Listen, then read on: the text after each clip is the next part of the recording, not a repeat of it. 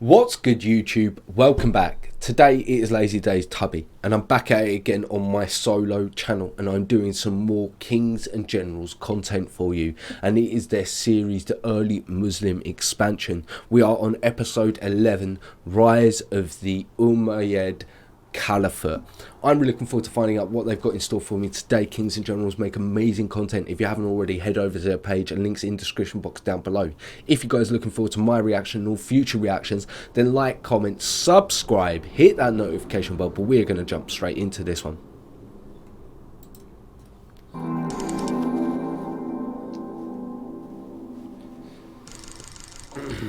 In our previous video, we covered the murder of Caliph Uthman and its dramatic political fallout, as the first challenge to the authority of his successor, Caliph Ali, took the form of a rebellion led by the Prophet's wife, Aisha, using the murder of his predecessor as its rallying cry.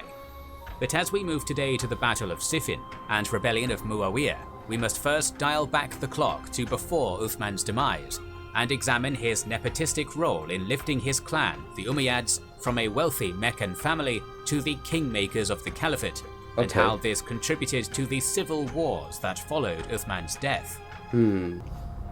At its foundation, the Caliphate had been ruled and organized largely through the consensus of the companions in Medina.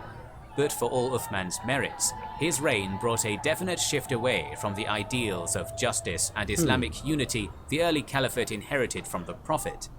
In pre-Islamic Arabia, life had been divided sharply along clan lines, but under the Caliphs Abu Bakr and Umar, brotherhood under Islam had superseded the tribal loyalties that existed before their faith. In his speech upon becoming the first Caliph, Abu Bakr had emphasized to the gathered Muslims of Medina that he was not the greatest among them, and that he would welcome the help and truthful advice of his subjects, even if it meant speaking against his own suggestions. And though Abu Bakr had adult sons, he passed the caliphate on to his advisor and fellow companion Umar, rather than attempt to create a ruling dynasty. Umar had famously lived the same humble lifestyle as caliph as he had before his coronation, sleeping on a bed of palm leaves and taking part in the same labors as his subjects in service of the needy. Yeah, that was something I picked up about Umar, and I really enjoyed that. Under Uthman, however, the nepotistic clan politics of the pre-Islamic past began to return to the fore. Relatives of Uthman were frequently granted positions of wealth and authority, with his first foster brother Walid ibn Uqba and later his uncle Sayyid ibn As being given governorship of Kufa. And while few could accuse Abdullah ibn Sa'ad of incompetence after his conquests in North Africa and victories at sea in the Mediterranean, the fact he had replaced Amr ibn Alas, Egypt's conqueror and previous governor, largely by virtue of being another of Uthman's foster brothers, did much to stir discontent among other companions of the Prophet and long-serving Muslims of Medina, who saw themselves being denied advancement in favor of Uthman's Umayyad clan. So I understand why you'd be annoyed, but yeah, the thing I find is whenever as you get larger, as your culture and your civilization or your empire or kingdom, whatever it is, gets larger, it becomes more difficult to control that, to have people in power. You need people in place that you can trust. Do you know what I mean? The problem you find is as you get larger, you will become more sort of likely to put someone that you know in a position of power because you trust them to do what you want, and that's the issue. You know, as a small thing, it's okay to have a council to elect, you know, and also nowadays it's okay to have sort of democracy, but back then it was very difficult to control things, because if you put someone that you didn't trust in power and they got power, it was more likely that they would then use that power against you later on in the line. You needed to be able to trust these people you were putting in power. Obviously it's a lot more different now, where we have obviously democracy and everyone's available to information, so on and so forth, but back then, you know, it was power that really ruled the world. So it's a shame that it become like this, but it's understandable, because any civilization that gets bigger usually sort of took a monarch sort of view on their style of governance at some point. Thanks to these and several other Umayyads appointed to prominent positions, the clan swiftly grew to become one of the most powerful political entities within the Caliphate, with governors of numerous far-flung provinces tied by family bonds and ready to resist any threat to the power they shared. The most prominent figure in this narrative, however, is Uthman's cousin, Muawiya, a minor regional governor during Umar's reign, who Uthman granted lordship of all Syria. It had been on Muawiya's suggestion that Uthman had ordered the Caliphate's navy built, and its raids on Cyprus, Rhodes and Crete brought significant wealth pouring into Syria's coffers, making Muawiya the most powerful out of a powerful family and the most likely rival to Ali in the wake of Uthman's killing. Conflict between Muawiya and Ali had long been an inevitability, as one of the first actions Ali had taken after his election as Caliph had been to order Muawiya and many of Uthman's other appointed governors deposed. Muawiya alone had been sufficiently powerful and secure in his position to refuse the order, and those governors that had been successfully deposed had flocked to back Muawiya with whatever wealth or support they could offer. Interesting. Confident in his power, Muawiya had publicly rebuked Ali over Uthman's murder and tacitly claimed Sorry, I said family comment, but I don't think Muawiya and Ali are related. I take that back. The Caliphate as the murdered Caliph's next of kin, effectively a declaration of war. Muawiya's position was further strengthened by an unlikely ally, Amr ibn al-As, the conqueror and former governor of Egypt. Despite Amr's previous enmity towards Uthman, his popularity in Egypt made him a perfect candidate to tear the richest province in the Caliphate out of Ali's hands. With Amr promised lifetime governorship of Egypt in exchange for his support, Muawiya removed Egypt's current governor, Qais ibn Sa'd, through a masterful piece of deceit. He forged a letter from Qais to himself, agreeing to join his cause, and ensured Ali's spies learned of it. Deceived by this forgery, Ali deposed the competent and by most accounts loyal governor shortly after, with the inexperienced Muhammad ibn Abi Bakr taking his place, too late to muster significant Egyptian support for Ali in the battle to come. Amr also helped Muawiya forge an important alliance with the most powerful tribe of Yemen, the Himyar, who had once ruled a powerful independent kingdom in pre-Islamic times. With Amr as his closest advisor, allies across the Caliphate rallying to his banner, and Ali weakened by Aisha's recent rebellion, Muawiya was in an incredibly secure position.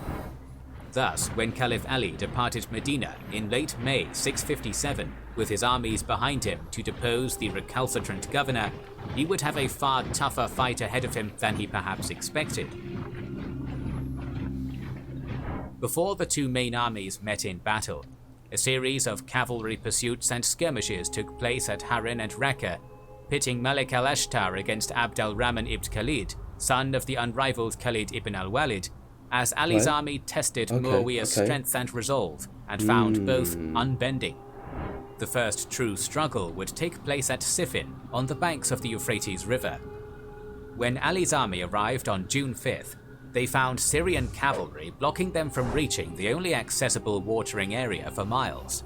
This was against the advice of Amr, and proved to be a blunder on Muawiya's part. When rallying his armies for the campaign against Muawiya, Ali had found it difficult to motivate his men.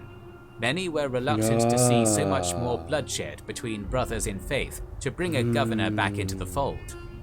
But Muawiya's ill-advised attempt to deny his foes water in the desert heat lost him any sympathy he or his forces might have enjoyed in Ali's ranks, and again, what if he had allowed them water? Things could have changed. Set the stage for a vastly bloodier confrontation than had stained the sands at Basra. The numbers involved are a matter of debate.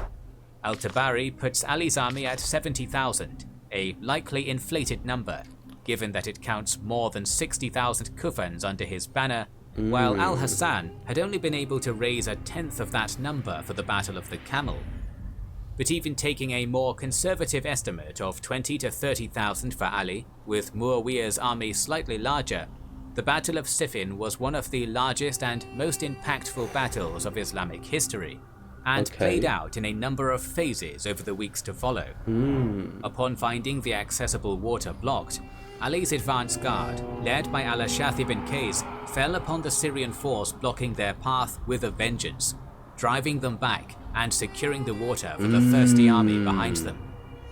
Following the Day of the Euphrates, as this small victory was known, the armies stood for 2 days of tense standoff and failed negotiation, followed by more than a week of daily raiding and personal duels between noble commanders, lasting until June 18th, each army testing the other's mettle but reluctant to commit its full strength. June 19th saw a new ceasefire agreement forged, lasting more than a month, in a last attempt to reach a peaceful agreement, or at least convince opposing leaders to defect. But these overtures were no more successful than the previous ones. Envoys went back and forth for weeks between the two armies with messages and bribes, but the stalemate remained largely unchanged. Finally, on July 26th, the two armies met in a battle that would last 3 days and 3 nights, nearly unbroken. The first day of the battle 3 days and 3 nights, nearly unbroken, was inconclusive, mostly consisting of exchanges of arrows and cavalry raids, with casualties mounting, but neither side gaining an overwhelming advantage. The second day saw Muawiya come very close to routing Ali, with Habib ibn Maslama leading a massive attack that drove Ali's right wing to flight and pushed hard against his center, driving his army into disarray before reinforcements led by Malik al-Ashtar could halt the Syrian advance. Abdullah ibn Budayl, who had been in command of Ali's right, attempted to press their momentary advantage by bringing his cavalry in a charge towards Muawiya's tent, only to be surrounded and killed by Muawiya's elite forces. Holy shit! Also killed was Ammar ibn Yasir, whose presence had so frightened Zubair in the Battle of the Camel, fulfilling, according to pro-Ali accounts, the supposed claim of the Prophet that Ammar would die at the hands of a wicked band of men. Oh, I see. The third day saw Muawiya redouble his efforts to break Ali's right wing, sending his Himyarite allies against it under the leadership of Ubayd Allah ibn Umar, the disgraced son of Caliph Umar, whose name had been tarnished by an unlawful honor killing, but who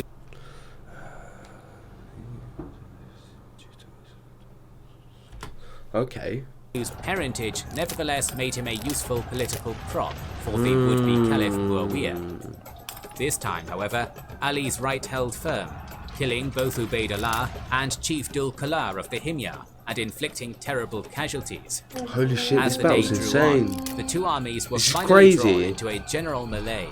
The duels, maneuvers and archery exchanges that had defined the previous days giving way to a confused clash of swords and lances that continued through much of the night. As morning approached, after the bloodiest night of the civil war, Ali's army appears to have the upper hand, having driven Muawiya's forces back and even forced him to relocate his tent to a safer location after another charge on his camp. But it would not, in the end, be strength of arms that decided the battle's outcome. As morning arrived, a number of envoys from Muawiya rode between the armies, Qurans on their lances as a flag of truce, appealing to Ali to allow binding arbitration to settle his and Muawiya's dispute. Interesting about the dispute. I'm just going to read this quick. And also from sent an envoy carrying these books. Okay. Though Ali held the advantage in battle, many of his soldiers, exhausted after the long battle and reluctant to continue fighting their brothers in faith, felt the offer provided an honourable alternative to further fighting, and ignored the encouragement of Malik al-Ashtar and others to continue fighting. His hands tied, Ali accepted Muawiya's truce and call for arbitration, bringing an end to the battle. While he had been on the verge of winning the war, Caliph Ali now stood on the brink of losing everything in the peace to follow. Each side nominated an arbitrator, Amr ibn al-As for Muawiya, and strangely, deposed Kufan governor Abu Musa al-Ashari for Ali, who despite Okay. his personal enmity with Ali, was a popular choice among Ali's largely Kufan army. The two armies Interesting. departed the battlefield, with agreements for the two arbitrators to meet over the coming months, to judge the murder of Uthman and rightful Caliph fairly, with the Quran as their guide. Interesting. However, a portion of Ali's supporters staunchly opposed the arbitration, seeing it as a betrayal of God to put the decision in the hands of fallible humans rather than allowing God to pick a victor on the battlefield. Before Abu Musa departed for the first round of arbitration, two of Ali's followers, Zura ibn al-Burj and Hurkas ibn Zuhayr, confronted Ali, demanding he abandon the negotiations and return to war with Muawiya. Ali rebuked them, claiming that he would have preferred to fight on at Siffin, but was now bound to honor the covenant he had reached. Unsatisfied, they took up the slogan, "Authority belongs to God alone," with new adherents converting to their viewpoint over the months to follow. Okay. Following the return of Ali's forces to Kufa, these Al-Khawarij, or Kharijites as they would later be called, would prove a major thorn in Ali's side, heckling and criticizing him as he led the prayers from the mosque and declaring both Ali and Muawiya unfit to rule. As this discontentment grew, the two arbitrators met twice over the year that followed, both times for weeks on end, finally returning a verdict in Muawiya's favor, ordering Ali deposed as Caliph in April of 658. Ali refused to abide by the decision, declaring it a political attack rather than a true religious judgment. But the decision greatly damaged his legitimacy and weakened his position in the ongoing Cold War against Muawiya. That's an issue. Meanwhile, in Kufa, the Kharijite movement was developing from a mere vocal opposition into a new rebellion, with Abdallah ibn Wahb taking command of the movement. Departing Kufa in small groups to avoid detection, Ibn Wahb regrouped his forces by the bridge crossing the Narawan, a great canal drawing water from the Tigris River northeast of Al-Madain. Poor Ali is just not catching a break since he's become caliphate. Meanwhile, other bands of Kharijite sympathizers across Iraq, having received secret letters from the leadership in Kufa, departed their homes to join Ibn Wahb's band, with savage fighting breaking out near Basra between loyalists to Ali and a band of 500 departing Kharijites. It seems Ibn Wahb intended to continue marching once his forces had assembled to conquer Al-Madain or carve out an independent power base among the Zagros mountains. However, after compelling his remaining supporters to reaffirm their oaths of loyalty to him, Ali was quick to depart Kufa in pursuit of the Kharijites, arriving at Narawan in July 658. Despite their treachery, Ali attempted to avoid battle, pointing out that he now stood poised to return to war with Muawiya as they had wished, and requesting they return to his cause. Some did, but a majority of the roughly 2,000 rebels remained stubbornly entrenched, leading to some disagreement within Ali's ranks. Many of his followers felt the Kharijites were a minor problem and should simply be ignored until after Muawiya's defeat. But after several local villagers were slain by Kharijites, Ali's reaction would be swift, with his much larger army engaging the Kharijites on July 17th. Zealously devoted to their cause, the Kharijites did not falter, but now with less than 2,000 facing 14,000, the outcome could be in little doubt. Yeah, they're just Ali's horsemen formed up slaughtered. his front line under the command of Abu Ayyub al-Ansari, with archers and footmen lined up between them. When the Kharijites charged, Ali's horsemen split into two groups down the middle and rushed off to the left and right, allowing the archers to shower the onrushing Kharijites with arrows as the horsemen wheeled about and fell on their flanks. After a short, bloody and largely one-sided confrontation, the rebel army was broken.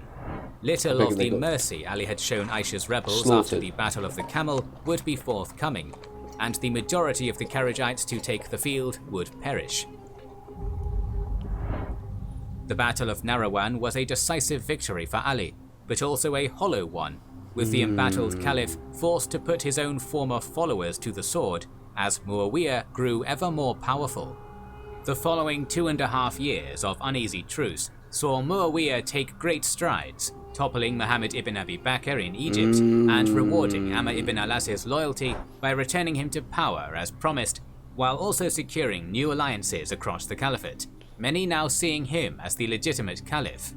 By the beginning of 661, after receiving the counsel of his remaining supporters, Ali decided to embark on a second invasion of Syria while he still had the strength to challenge Muawiya, embarking his forces in preparation for another campaign. Okay. The planned offensive would never take place, however. Meeting in Mecca, 3 Kharijite conspirators made a pact to assassinate the 3 men they viewed as responsible for the civil war: Ali, Muawiya, and Amr. 2 of the 3 assassination attempts failed, but on January 28th, as Ali sat praying in the great mosque of Kufa, the 3rd assassin, Abd al-Rahman ibn Muljam, struck him from behind with a poisoned sword, mortally wounding the caliph and avenging his comrades fallen at Narawan. With Ali dead, few remained who could deny Muawiya the caliphate. Ali's eldest So he was caught and executed straight away after. son, Al-Hassan, was pressured into surrendering his claim to the throne, and Muawiya took power nearly unopposed. Beyond the simple change in leadership, the first Fitna, as the civil war came to be known, would have a massive impact on Islam's history. Okay. It split a religious and cultural movement that, united, had conquered mighty empires. Even today, the divisions between the major sects of Islam can still be traced to the first Fitna and the death of Ali. Ali's closest supporters denied the legitimacy of Muawiya and his successors, elevating Ali and his family line to the role of divinely inspired imams. Known as the Party of Ali or Shi'at Ali, their movement remains strong today as Shia Islam, now divided into sects of its own. The majority of Muslims accepting Muawiya's ascension are known as Sunni, hearkening to the Sunnah, the traditions and examples derived from the Prophet. Spreading and taking hold in North Africa, the Kharijites remained a maligned, antagonistic force, often in conflict with their fellow Muslims and what they saw as corrupt, illegitimate caliphs. Though their sect remained small, it would be at the heart of numerous uprisings and rebellions during the Umayyad period and in the following centuries as well. Know that. It was from within their ranks, though, that the more moderate and neutralist Abadi community would arise, a faith now dominant in Oman. The nature of leadership in the caliphate would be forever changed as well, with the elections that had chosen the first 4 caliphs giving way to dynastic succession. Power would remain within the Umayyad clan for the following 90 years, marking the end of the Rashidun Caliphate. Our series on early Islamic... That's a real shame. That's a real shame that it stopped being a council. History will continue, so make sure you are subscribed and have pressed the bell button to see it. And you know I'm definitely subscribed. If you haven't already, please head over to the page, links in the description box down below. I really enjoyed that episode. I'm definitely looking forward to the next one. Kings and Generals always do a great job of explaining these history stories and these history situations. If you're looking forward to my next reaction, then like, comment, subscribe, hit that notification bell, but I will catch you in the next reaction.